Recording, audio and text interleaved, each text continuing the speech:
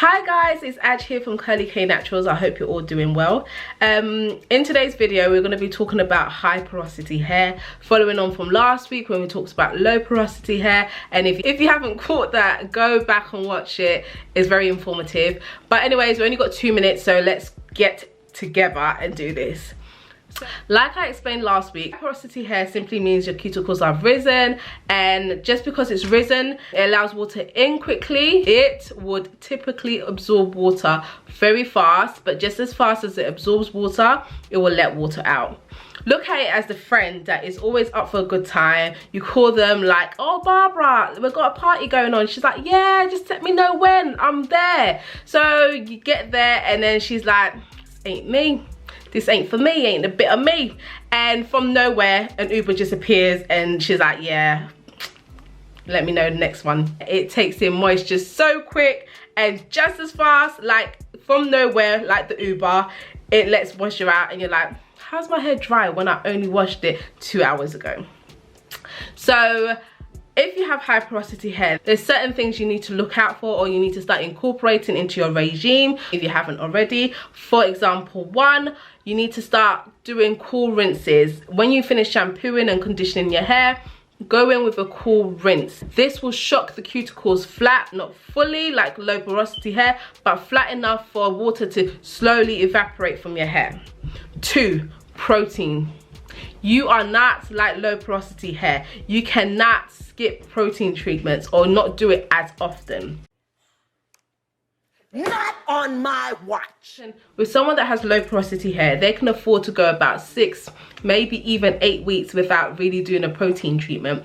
This ain't the case for you. No, you have to often incorporate proteins into your regime. For example, it has to be at least once every month that you incorporate proteins. And with proteins, it has to be at least hydrolyzed protein at its best, yes.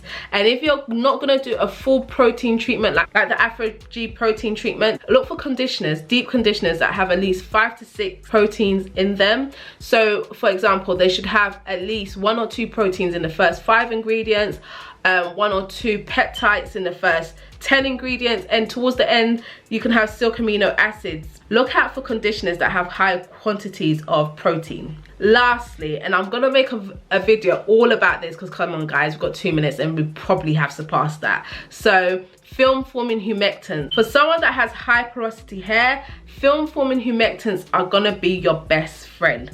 What are film forming humectants, you may ask? Just like the name suggests, it's humectants that have a film to it, so it allows moisture out slower. For example, if you finish your LCO method or LOC or LO method, you go in with a film forming humectant. Again, actually, I haven't told me what a film forming humectant is. Cool, there's no surprise there.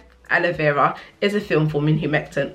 Slippery elm is a film forming humectant. Marshmallow root, our best friend flaxseed, is a film forming humectant. Most film forming humectants are mucousy, so just like your aloes, just like your marshmallow root, just like your flaxseeds, they are very mucousy, and you'll find a lot of these things within stylers. That's why a lot of the times when you watch YouTubers that have high porosity hair, often than not going with a styler, or for example going with a gel that has a high quantity of film forming humectants within them.